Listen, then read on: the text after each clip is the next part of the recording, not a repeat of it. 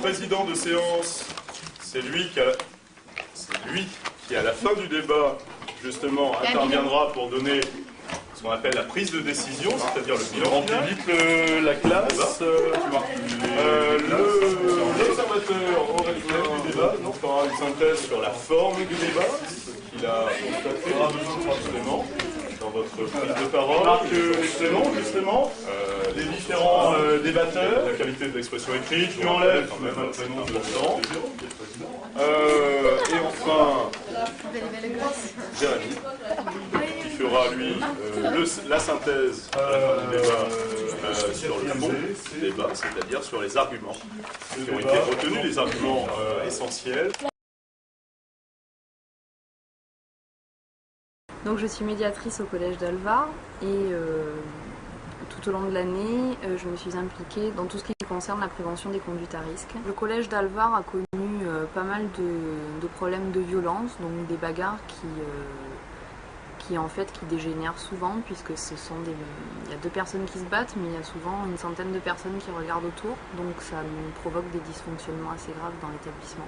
Et donc nous avons décidé de mener une action sur la violence, donc plus précisément sur la violence verbale qui dérive et qui entraîne la violence physique. Donc nous avons choisi de diffuser le film Risque social majeur que nous avons trouvé parmi les ressources pédagogiques de l'académie. L'intérêt en fait était qu'il était fait par des jeunes et on pensait que ce serait plus parlant pour nos jeunes de retrouver le langage qu'ils utilisent tous les jours et qu'ils puissent réfléchir. Nos jeunes sont touchés en fait par un effet de mode, l'effet on va dire banlieue, l'effet cité. Et alors qu'ils ne sont pas du tout concernés par ces problèmes-là, ils reproduisent en fait, comme ils disent, l'effet racaille. Je m'appelle Jérôme Tissot, je suis en 4e C.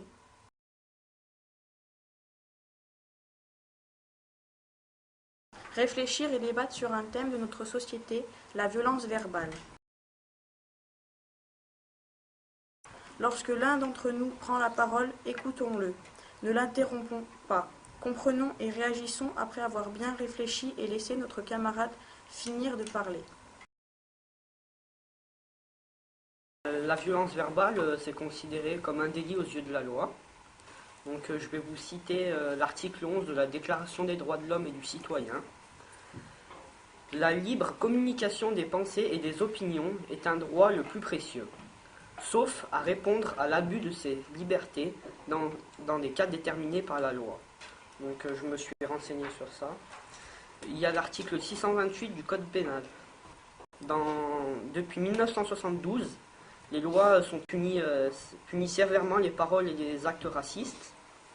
Des individus ayant dit une injure raciale est susceptible d'écoper d'une forte amende, pouvant aller jusqu'à 300 000 francs et plus, ou de 6 mois d'emprisonnement avec sursis. Il existe aussi un service des affaires européennes qui s'occupe intégralement du respect des droits de l'homme et du citoyen. Dis-moi, est-ce que tu penses que c'est parce qu'il y a la menace justement de ces amendes et tout ça qu'on ne doit pas dire des insultes?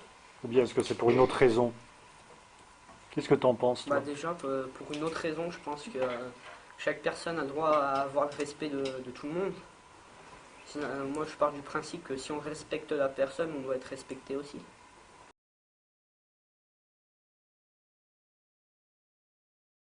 Le personnage principal, il a tué son père à la fin, accidentellement. Après, qu'est-ce que je me souviens d'autre? Comment il parlait déjà, comment il parlait un peu les jeunes, c'est sûr que c'est un peu comment parle tout le monde, tous les jeunes en ce moment. Et ça m'a un peu choquée, quoi, parce qu'après, si les jeunes ils parlent comme ça, après où on va, quoi, ça m'a choquée. Est-ce que tu peux nous rappeler dans le film justement comment parlait un des jeunes filmés? Parce que sa mère lui a rangé sa chambre, voilà, elle a un peu rangé, il insultait carrément. Voilà. Il faut pas faire ça, c'est sa mère quand même. Oui, c'est un peu le monde à l'envers. Hein. Moi, c'est clair. Mais ils sont agressifs, je sais pas, je sors pas avec un couteau comme ça dans la rue et il y en a, je sais pas, il y a de l'agressivité un peu dans ce qu'ils font aussi. Quand on parle à quelqu'un, je sais pas, quand on est énervé, on s'entend pas, et puis quand on voit les autres parler comme ça nous choque un peu plus. Je pense qu'il y a deux types, il y en a qui qui veulent s'en sortir, qui vont essayer de réussir dans la vie. Et il y en a d'autres, je pense que eux, ils iront pas très loin dans la vie, ils font plutôt des conneries. Et, je sais pas, ils volent, ils s'amusent à faire brûler des voitures, ça. Le gars, parce qu'il a tabassé un clochard, c'est le roi. Mm. Donc c'est comme ça, en fait, il se croit le plus fort que tout le monde, c'est les meilleurs, quoi. Tabasser un clochard, je suis désolée, il y a une limite quoi. C'est complètement, ils ont rien dans le cerveau, mais je veux dire. Ah voilà, voilà, mais c'est pas. Nous, moi je parle pas de la violence comme ça a rien de cohérent, mais ça c'est nul. Il y a ceux qui tapent parce qu'ils ont rien dans le cerveau et que, admettons, pour taper un clochard, ils ont que ça à faire quoi, donc ils tapent dessus parce qu'ils sont plus forts. Puis il y a ceux qui tapent vraiment parce qu'il y a des problèmes ou des trucs comme ça. Moi en tout cas, ça m'a bien fait réfléchir. Pourquoi? Pareil comme Juliette, on se rend pas compte de ce qu'on dit et puis quand c'est les autres qui le font, et quand ils le disent, ça nous choque plus.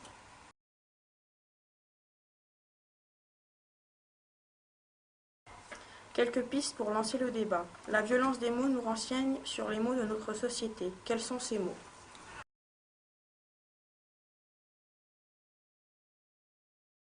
T'as dit que les gens qui parlaient mal, ils y arriveraient pas. C'est bien ce que t'as dit. En général, ouais. Excuse-moi, je parle mal dans la cour ou quoi que ce soit, c'est pas pour autant que j'arriverai pas à ce que je veux faire. Il y a d'Aurélie, elle parle mal, c'est pas pour autant qu'elle n'arrivera pas à ce qu'elle veut faire. Il y en a plein, ils parlent mal, c'est pas pour autant qu'ils arriveront pas à ce qu'ils veulent faire. Je veux dire, c'est trop. Tu catalogues trop les gens dans ce cas-là. Mais les gens, ils font trop les fous, mais après, au bout du compte, ils arrivent à rien, c'est tout. Mais pourquoi tu dis ça? Est-ce que tu connais des cas? Est-ce que tu connais des cas? Ouais, je connais. Moi aussi, j'en connais des cas. Est-ce que tu possèdes qu'un type de langage? Non. Ah mais je suis désolé, tu vas chez un employeur, tu le parles comme ça, il va prendre le type qui parle normalement, qui a des diplômes, il va pas prendre celui-là qui vient comme ça, qui parle comme un fou. Donc en clair, c'est ceux qui arrivent de la cité, tu les catalogues, pour eux ils y arriveront pas. Mais certainement, pas tous. Mais en général, c'est ça. Juliette, si je comprends bien, tu prétends parler de temps en temps, au moins dans la cour, comme tu dis, comme on parle dans la cité. Bah oui. D'accord. Question, pourquoi tu ne parles pas comme ça devant la caméra pour te faire comprendre? Parce qu'il y a un milieu pour tout, il y a un milieu pour mal parler, un milieu pour bien parler. Moi j'en connais des tas de gens de ma famille, c'est pas, ils ont tous vécu dans la cité, c'est pas parce qu'ils parlent mal qu'ils n'ont pas réussi à trouver un emploi ou qu'ils n'ont pas réussi à s'intégrer dans la société. Donc là, dans ce cas-là, tu rejettes ceux qui arrivent d'un milieu plus difficile que toi. Alors tu as raison dans un certain sens, mais d'un autre, est-ce que tu imagines que justement tes frères qui ont réussi, dans le cadre de leur travail, continuent de parler comme ils parlent dans la cour de la cité? Mais non, mais après, une fois qu'on arrive à un métier ou quelque chose comme ça, on se contrôle. Je veux dire, après, c'est plus les adolescents, je veux dire, qui parlent mal, qui parlent comme ça, qui parlent comme ils parlent dans les cités, c'est plus les adolescents. Après les adultes, les adultes responsables, ils parlent plus comme ça. Quand ils ont un métier ou quelque chose comme ça, ils parlent pas comme ça. D'accord. Est-ce que tu pourrais nous redire exactement ce que tu viens de dire en version citée? Pour qu'on voit si c'est plus compréhensible. Vas-y. Ça serait pas mal. Quelque chose. Oui, pardon. Aurélie. Ce qu'elle disait Juliette, je pense que ceux qui après, les gens qui viennent de la cité, ils mûrissent dans leur tête après trouver un emploi. Donc ils parlent plus comme ça. Et si je vous suis bien quand même, ça veut dire qu'au départ, quand ils ne font que parler à la façon de la cité, ils ne sont pas mûrs. Voilà. Non. Ah. Nous non plus, je veux dire. Ils auraient dans la tête, ils réfléchissent pas à ce qu'ils disent. Nous non plus, d'un côté aussi, quand on parle des fois comme ça, quand ça part ou quand on se dispute avec quelqu'un, c'est sûr que les mots ils partent comme ça, mais bon. On n'y pense pas tellement après de ce qu'on dit. Je veux dire. D'accord, donc ça veut dire que vous êtes comme des fruits pas très mûrs, vous êtes un peu vertes. Voilà. Je sais pas, après, quand on est adulte, c'est sûr qu'on se calme un peu, mais bon, vous avez tous été adolescents aussi d'un côté, donc ça savez un peu ce que c'est. Il y a même des adultes qui continuent de réagir comme tu dis. Mais alors, qu'est-ce qui vous pousse à les imiter? On voit les jeunes parler comme ça, on veut faire pareil. Donc on insulte et tout ça, quand il y en a un qui commence à insulter, on les insulte ou des trucs comme ça. Pour eux, il n'y a pas de parole, pour eux c'est les mains et c'est tout. Ça devient un peu comme une mode, quoi, de parler comme ça. Comme une fatalité. Comme un style. Voilà. Comme un style. C'est un style. On se donne tous quelque chose et on veut pas dire que nous on est plus timide ou qu'on est moins fort que les autres. Donc du coup pour être plus fort, on insulte ou on se parle. Pour faire agressif. Ouais, voilà, pour faire agressif, pour faire genre vas-y, fais attention à toi ou m'approche pas trop ou insulte-moi pas ou des trucs comme ça. Après, on a le sentiment d'être au-dessus des gens. C'est comme quand on se fait respecter et tout. Peut-être une réputation négative, mais il y en a. Ouais, ça peut pas être que négatif. Justement, dis-nous ce qu'a de positif une telle réputation. Bah, il n'y en a pas.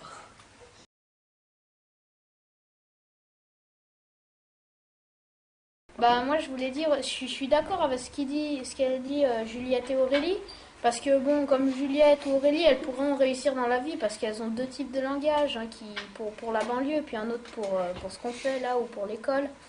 Mais il y en a qui en ont qu'un seul, et si par exemple ils veulent faire un CV ou quelque chose, et ben ils y arriveront pas, quoi, parce qu'ils n'ont pas de français ou des trucs comme ça.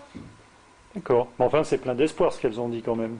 Ouais, mais c'est pas pour ça qu'ils y arriveront pas. Peut-être qu'ils pourront se rattraper et puis arriver à faire quelque chose, quoi. Bah, moi je pense que déjà si les jeunes des cités sont comme ça, c'est parce que déjà ils sont mal dans leur peau et que bah, chez eux ça va mal, quoi, parce que comment dire, bah, déjà ils sont pauvres et peut-être que quoi, leur père, ou s'ils n'ont pas de père, leur grand frère, bah, ils tapent sur leur mère ou voilà, ils parlent mal à leurs parents. Moi je pense que pour se faire, enfin, c'est-à-dire que en fait, pour être respecté, il faut pas être rejeté, parce que si on parle mal aux autres, ou on est un peu, faut être comme les autres pour être avec eux, en fait. Faut pas se faire rejeter, en fait. Je suis d'accord avec ce qu'ils disent, mais ce que je suis pas d'accord, c'est qu'on n'a pas besoin pour se faire respecter de pas respecter les autres. Déjà, il faut d'abord respecter les autres et après nous on se fait respecter. Mais bon, moi j'ai jamais fait de mal à quelqu'un, mais c'est pas pour ça qu'on me respecte aussi. Et c'est ça, je comprends pas dans la société que ceux qui font le bien, et ben ils sont pas forcément mieux que, ils sont même moins bien que ceux qui font le mal. Ils sont mieux vus. Mieux vu. Mais mieux vu par qui? Bah par tout le monde. Par tout le monde, c'est-à-dire par tous tes camarades, ou bien aussi bien par tes professeurs, par l'encadrement de l'école, par tes parents, etc., la famille? Ouais, mais par ceux qui font les durs et qui insultent et tout, et ben ils nous respectent pas, nous, parce qu'on n'est pas comme eux. D'accord, ça c'est dans la cour de récréation.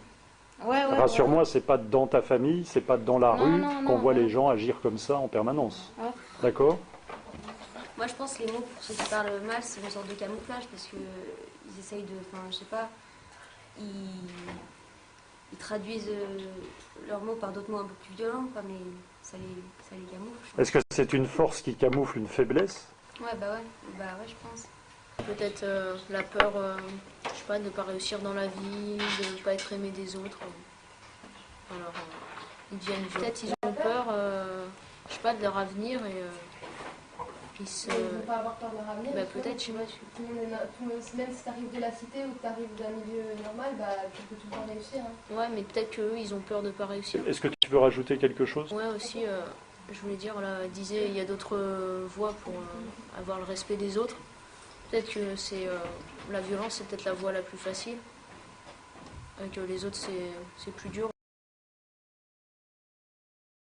En fait, je pense qu'une solution à ces problèmes, c'est l'école.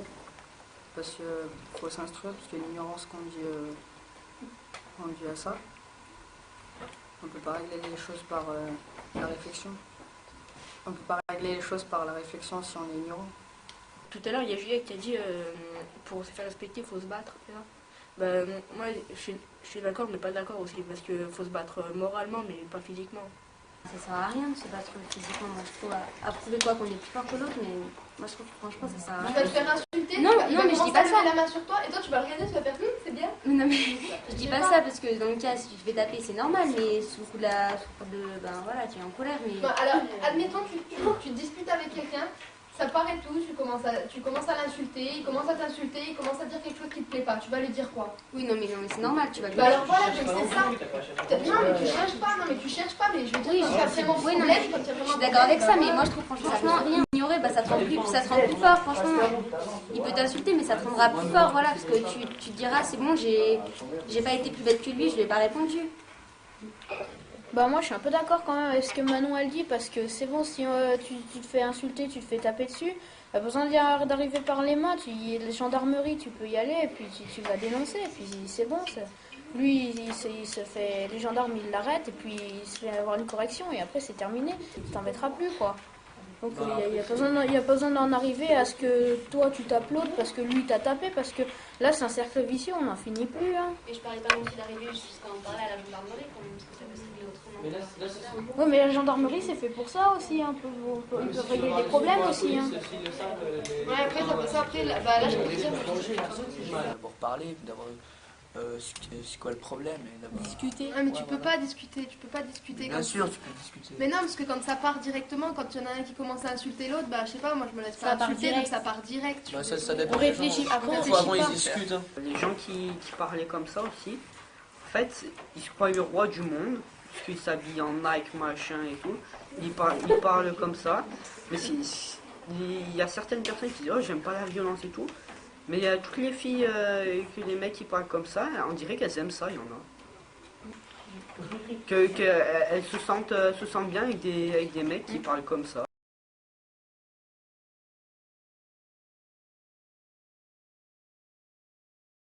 À l'intérieur du collège, les relations entre garçons et filles, est-ce que ça amène un type de violence particulier? Entre garçons et filles, pas forcément, je sais pas, on s'entend un peu bien avec tout le monde, mais il y a certains garçons, pas dans le collège, hein, mais qui respectent pas vraiment pour eux une fille, ils respectent pas. C'est un objet. C'est un objet pour eux, une fille, c'est là pour être jolie, pour être belle, et puis pour... voilà. Il y a des mecs, ils voient une fille bien roulée dans la rue, putain elle est bonne celle-là, hein. Regarde passer voilà. Comme ça, et voilà. Ben moi je dis, quand même il y a des garçons qui s'abusent un peu parce que bon ben, l'année dernière quelqu'un... je dirais pas non, qui m'a posé une main comme ça, naturellement au cul, enfin aux fesses. et voilà, je trouve ça irrespectueux.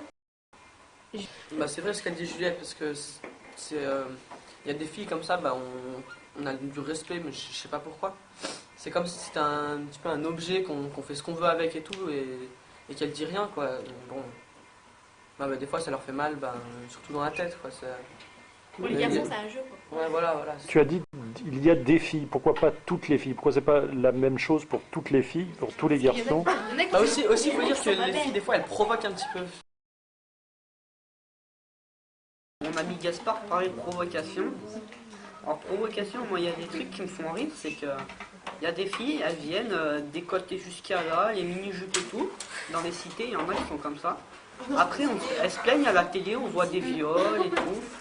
Donc moi je dis, elles ont qu'à aussi avoir une tenue correcte, quoi. Et pourquoi les femmes seraient pas libres de s'habiller comme elles veulent dans les cités ailleurs? Ça va tenter le mec.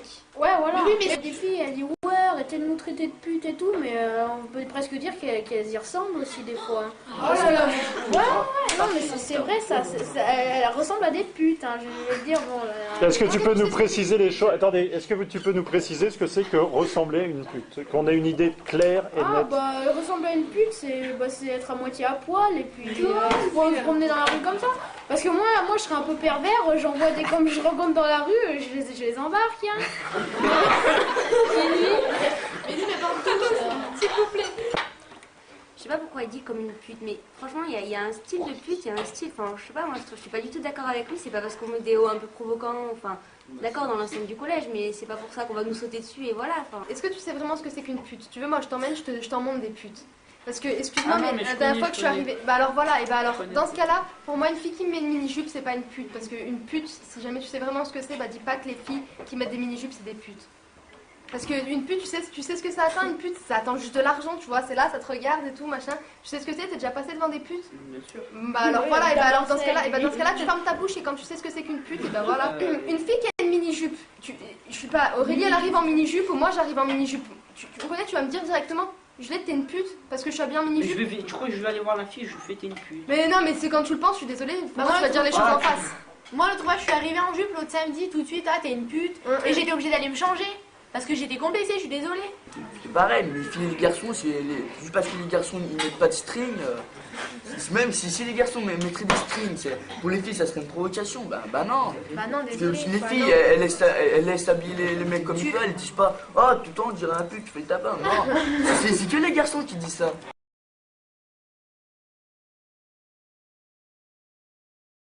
tu généralises trop là. Hein.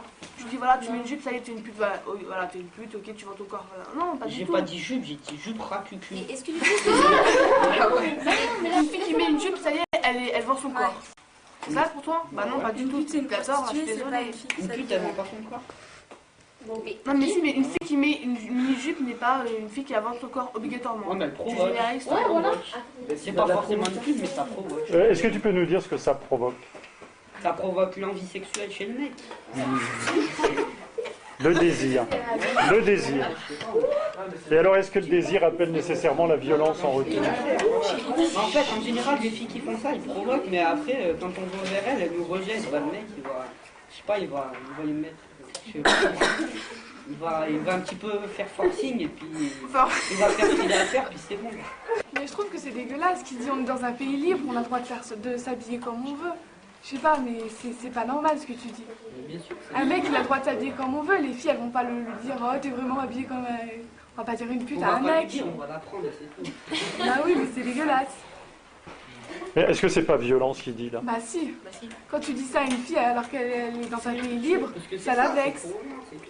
Oui, donc il y a un problème sur le sens des mots qu'on emploie. Là, on voit bien le problème qui est posé.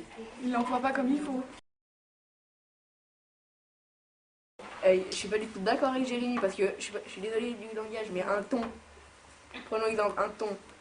Elle s'habille comme une pute, comme vous dites. Je suis désolée. Moi, je vais pas l'embarquer comme il dit. Je suis désolée. Mais bon.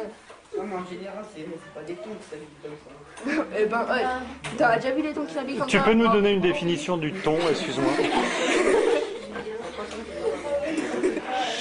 Pour moi, un ton dans la rue, c'est une fille qui est voilà, qui est moche, qui est je sais pas, Question naïve, est-ce que ça existe une fille moche? Ouais, ça dépend. Ça dépend. Ça dépend du goût des garçons. Oui, chaque fille a ses goûts. Il y en a qui peuvent trouver que les garçons sont moches, d'autres beaux. Donc ouais, c'est à peu près la même chose pour les filles. Donc je te pose la question, est-ce qu'il existe des garçons tons? Oui, à partir des goûts de chacun, oui. Enfin, ça dépend. Question, est-ce que vraiment il y a des garçons et des filles qui sont moches? Est-ce que ça a une signification fondamentale? Dans notre débat en tout cas. Enfin, tout le monde est beau d'une certaine manière. Donc, c'est pas qu'extérieur aussi, il faut savoir les connaître les personnes.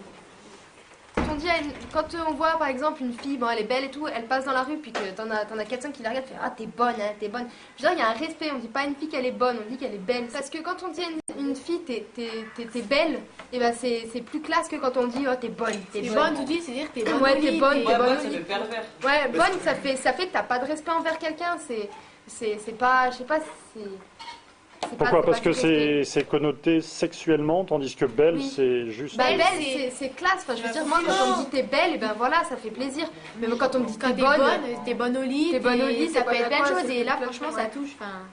Après, ça touche. Après, dans ce cas-là, on dit que t'es bonne. Bah, dans ce cas-là, t'es bonne, donc t'es une fille facile. Parce que c'est exactement ce qu'ils voient. C'est vrai, bon, d'un côté, elle a raison. Mais bon, ce que je veux dire, c'est qu'il y a de l'abus quand même, des fois. Tout à l'heure, Juliette, elle passait d'un extrême. Je dis pas qu'il faut s'habiller tout camouflé de partout. Comme maintenant, quand on regarde les jeunes comment ils s'habillent, même nous, les garçons, il y a des modes et tout. Mais je veux dire, il y a quand même une certaine tenue à avoir quand même. Moi aussi, regarde, tu pourrais dire, tu te prends pour un homme, t'as vu comment t'es habillé et tout. Mais ça, tu vois, je le dis pas, moi, je m'habiller comme je veux, je t'habille comme je veux. Si t'as envie de t'habiller comme tu veux, tu t'habilles comme tu veux. Tu t'habilles comme tu veux, mais il y a certaines tenues qui sont provocantes. Au collège, vraiment la chemise ouverte et tout, on dit rien. Ouais, voilà, t'en as des fois dans la live, t'as des mecs vers les hommes, tu vois. Ah, mais l'homme et la femme, c'est déjà pas la même morphologie déjà. Nous, ce qu'on devrait faire, c'est que nous les femmes, on devrait fermer nos gueules et puis se rabaisser par rapport à vous, c'est ça? Regarde, moi aussi, je pourrais dire, ouais, t'as vu comment t'es habillée, t'as les manches à l'air et tout, putain, je vais faire tes muscles, je vais faire le malin. Ah, mais est-ce que je montre des parties intimes du corps? Mais nous, on les pas normales. C'est bon, c'est nous. Voilà. Si nous, on doit avoir des limites, pourquoi pas vous alors? Vous en avez pas des limites? Bah non, mais un homme et une femme, c'est pas pareil. Bah voilà, donc c'est simplement. Moi, par exemple, j'ai un exemple. Maman, elle a un décolleté. Et voilà, en quoi elle peut être provocante? Bah, je sais pas, mais là, ça va encore. Ouais, Là, ça va. Mais il y a certaines tenues, Donc il y a des limites. Voilà, c'est ce que je te dis, il y a des Tu mets des limites. limites, mais donc après tu exclus la dignité de la femme. Alors moi je voulais dire, il y en a, ils pourraient me trouver que j'aime pas les filles, machin et tout, mais je suis pas du tout d'accord parce que moi je suis pour la liberté de la femme, je les respecte les femmes. Et j'ai dit des trucs pareils, c'est parce que moi avant, comme je m'habillais, eh ben, il y avait des filles qui se foutaient de moi. Et c'est pour ça que moi maintenant quand je vois des filles qui sont habillées d'une certaine manière, eh ben moi voilà, je trouve ça que c'est un peu con. Est-ce que tu peux préciser pourquoi? Bah parce que moi avant j'avais pas du Nike, des machins comme ça sur moi, puis il y avait des filles qui disaient ouais toi t'es un clochard, gna, gna, gna. Parce que tu n'avais pas de la marque sur toi. Voilà.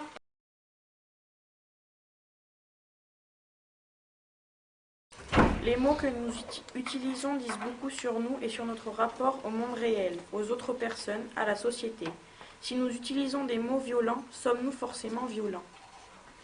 La question à Jérôme, moi je dis que si nous utilisons des mots violents, on est violent. Parce que quand on dit ça à une personne, ça la blesse. Que ce soit la violence physique ou verbale, je pense que ça fait mal des deux côtés et également aussi. Parce que la violence physique, ça fait mal extérieurement. On a des coups, et la violence verbale, ça fait mal à l'intérieur. Moi je pense que les mots des fois ils peuvent plus toucher que les coups. Parce qu'il y a certains mots qu'on dit juste pour un peu plaisanter en fait. Donc, des mots comme ça, on fait pas attention à ce qu'on dit, il y a des mots qui font vraiment mal. Il y a des choses des insultes ou des mots, ça blesse vraiment. Et d'autres, on fait moins attention. Entre copines, des fois on peut prendre bien. Et quand on nous dit, surtout un garçon, il va nous dire des mots assez blessants. Je sais pas... Vous avez pas d'exemple? Voilà, fille de pute, mais c'est des choses qui font vraiment mal. La plupart de nous, enfin, je respecte ma mère et donc j'aime pas quand on insulte ma famille. Je pense que personne ne supporte ça, on n'insulte pas la famille des gens, on connaît, même si on connaît, c'est pas respectueux. Mais il y a d'autres mots qui blessent, il y a les mots, je sais pas, qui jugent sur ton origine, arabe de mes couilles, ça me fâche, on sort en fâche, enfin je sais pas, moi je trouve ça apporte à quoi de parler sur l'origine des gens? Moi je trouve ça blesse autant que les autres mots, ça. Moi je connais beaucoup de personnes et qui parlent vraiment mal, mais c'est pas pour autant qu'elles frappent et tout et qu'elles sont violentes. Est-ce que tu peux préciser ta pensée? En quoi ne sont-elles pas violentes du tout? Eh ben, elles peuvent dire des mots méchants, mais c'est pas pour autant qu'elles vont taper la personne. Elles s'arrêteront. D'accord, mais des mots méchants, est-ce que ça peut blesser en face ou non? Bah oui, mais je veux dire, c'est pas... ça se voit pas. Ça se voit pas. Ça te paraît moins grave que si elle tapait ces personnes? Non, mais c'est la question, quoi. Oui, mais toi-même, qu'est-ce que tu en penses? Est-ce que c'est moins grave pour autant, le fait qu'on ne voit pas la souffrance à l'intérieur de l'autre? Est-ce que ça rend moins grave le fait de proférer des insultes? Bah non. Je voulais répondre à ce qu'elle a dit, Salomé. Pour moi, il y a deux styles de violence verbale. Il y a la violence verbale qui va s'adresser directement à nous, comme genre connard, ta gueule, tout ça. Ça, c'est des mots, mais à nous. Mais après, si ça commence à dire nique ta mère, fils de pute, tout ça, ça c'est même plus à nous, c'est à nos parents. Et quand on nous dit ça, nique ta mère, c'est de l'inceste. C'est comme si nous, on faisait l'amour avec notre mère. Donc c'est, dans un sens, c'est dégueulasse, quoi. Voilà. Alors moi je suis tout à fait d'accord avec ce qu'il dit Dimitri parce que même moi quand j'étais plus petit il y en a qui disaient des trucs, ça me choquait moi-même. Et il y a même aussi quand j'étais petit j'ai dit des mots comme fils de pute, des machins comme ça, mais je savais même pas ce que ça voulait dire. Mais je les disais parce que pour moi c'était pour faire du mal à l'autre et puis voilà, mais je savais pas du tout ce que ça représentait ce mot. Personnellement, je préfère qu'on m'insulte moi que mes parents. Parce qu'après, ça peut moins me résoudre à la violence, quoi. À rechercher encore plus l'embrouille avec eux. Et après, ça mène à d'autres choses. Et parce que voilà, on pouvait aussi, si on pouvait faire réfléchir les gens qui qui disent ces insultes en insultant même nous, en les faisant réfléchir et tout, je pense que ça changerait, quoi.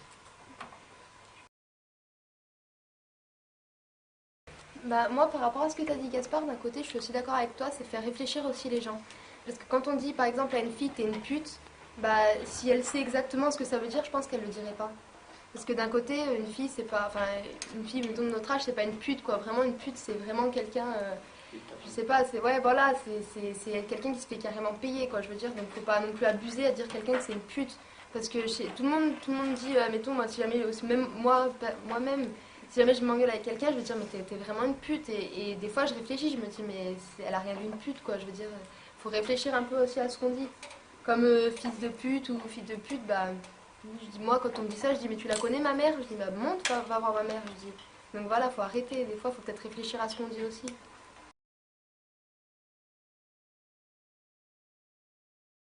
Tenter de guérir les maux de notre société par notre connaissance des mots comme le ferait un psychologue avec son patient. Est-ce envisageable? Et si oui, quels sont les mots qui peuvent guérir? Moi, je pense que les mots qui peuvent guérir, c'est le pardon déjà. Si on demande pardon à une personne qu'on a blessée, ça guérit déjà. Moi, je pense que les excuses, ou le pardon, ça peut guérir, mais pas tout à fait quand même. Parce que quelqu'un il s'excuse, après on est toujours un petit peu blessé, quoi, parce qu'il nous l'a dit quand même. Essayer de regagner la confiance de l'autre, lui montrer qu'on ne fera plus ça, qu'on l'insultera plus. Oui, donc ne pas s'arrêter simplement aux mots, il faut ensuite peut-être s'engager. Le pardon, pour moi, pour moi c'est pas suffisant. Mais, donc aussi, il y a l'engagement de ne plus l'insulter, etc. Mais aussi, il faut dire des mots qui consolent. Par exemple, j'aurais pas dû te le dire, ou un truc comme ça. Mais sur le coup de la colère, on n'a pas réfléchi avant de parler.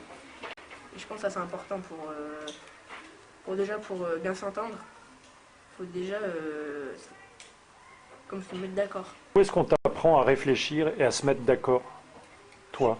Moi, dans ma famille. Dans ta famille? À l'école? On t'apprend pas à réfléchir en vue de se mettre d'accord. Le travail qu'on fait aujourd'hui... Oui. Mais voilà, après, on apprend, mais après, il faut retenir ce qu'on apprend, quoi. Parce que c'est comme les leçons, c'est pareil. En cours, on nous fait apprendre des leçons, mais c'est pas souvent qu'on les retient, quoi. Oui, c'est deux choses différentes. Apprendre par cœur quelque chose, et puis apprendre quelque chose qui vous transforme, qui change votre manière d'être, ça, c'est deux choses bien différentes. Moi, je trouve que c'est pas pareil à l'école que chez nous, parce que quand ça vient de sa famille, on fait plus attention, peut-être. Tu le regrettes ou non? Je sais pas, parce que bon, ça prouve qu'on respecte la famille, et donc c'est un peu plus important, je pense. Oui, mais est-ce que le monde se limite à ta famille? Non. Nous, on a juste une anecdote avec Aurélie, c'est que on s'était disputé face à un moment, mais vraiment beaucoup, on est allé très très loin.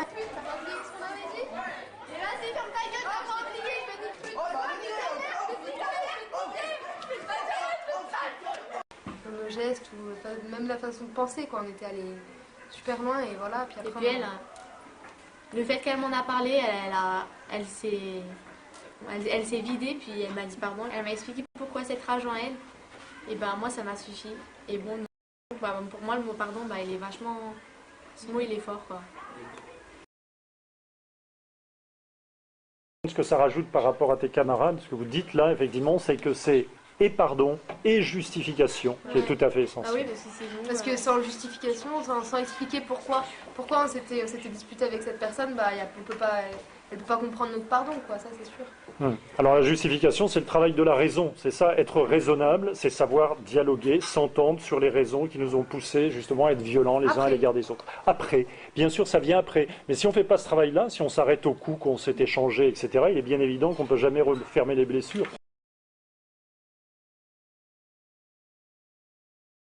En conclusion du film que vous avez vu, il y avait ces mots d'Héraclite, philosophe grec, enfants de leurs parents. Que vous évoque-t-il? Donc, enfants de leurs parents, ça nous fait penser que quand même nos parents, c'est ceux qui nous ont créés et ceux qui nous ont mis au monde, et qu'on leur doit un grand respect parce que tous les jours, c'est eux qui nous nourrissent ceux qui nous éduquent et plus tard ceux qui vont nous donner une situation d'un côté en nous poussant à aller à l'école et tout ça, quoi. Moi, je suis d'accord avec ce qu'il a dit, Dimitri, parce que c'est vrai, la femme qui t'a porté pendant 9 mois, ceux qui te donnent une éducation et tout ça, et quand des gens ils te disent mais fils de pute ou fille de pute, quoi, mais comment tu réagis, quoi, face à celle qui t'éduque, qui t'aime plus qu'au monde, et puis même à ton père, quoi. Enfin, je pense qu'on leur doit beaucoup de respect, même les autres, les amis, ou même ceux qui ne sont pas tes amis, ils doivent du respect à tes parents. L'enfant de leurs parents, c'est les enfants qui prennent exemple aux plus grands. Et si leurs parents parlent mal, ça se repasse de père en fils ou de mère en fille. Voilà effectivement l'antithèse de ce qui a été proposé, à savoir que ça peut être aussi vu sous l'angle d'une transmission négative de l'héritage. Alors le débat il a été très vif, très engagé. Il y a eu beaucoup de... Enfin, tout le monde a pris la parole pour dire ce qu'il pensait du thème. Il y a eu quelques points négatifs, il y en a qui ont coupé la parole, qui ont élevé la voix quelquefois. Il y en a d'entre nous qui ont utilisé des exemples personnels, en fait. Voilà. Alors moi j'ai récupéré un peu des arguments. J'ai mis une phrase qui me plaisait, moi, c'était « La violence entraîne la violence ». Ça, je voulais la mettre dans mon truc. Ensuite, j'ai mis « Les insultes sont un délit par la loi ». Il y a Dimitri qui a dit un article, l'article 11 des droits de l'homme et du citoyen. Il a dit aussi l'article 628 du code pénal de la police, c'est que les insultes sont à bannir et qu'il y aura une peine si on en dit selon la gravité. Ensuite, il y a Juliette qui a dit qu'elle a été choquée par le film parce qu'il y a eu le meurtre du père à la fin du film. Et puis je suis d'accord parce que c'était quand même des images qui étaient un peu fortes et c'était presque la réalité qui se passait dans certaines banlieues. Et là aussi, il y en a qui ont dit qu'il fallait utiliser les insultes pour se faire respecter. Et donc ça, moi, il y en a qui ont dit ça. Et il faut être comme les autres pour se faire respecter, mais comme les autres, c'est, je pense, se dire des insultes ou agir comme ce qu'ils font quand ils font le mal, quoi. La source des insultes est l'ignorance. On n'est pas forcément violent si on dit des mots violents. Alors, voilà. Mettre une main aux fesses est plus grave qu'un coup de poing. Ça aussi, c'est vrai, je suis d'accord aussi. Provocation Non, ça va.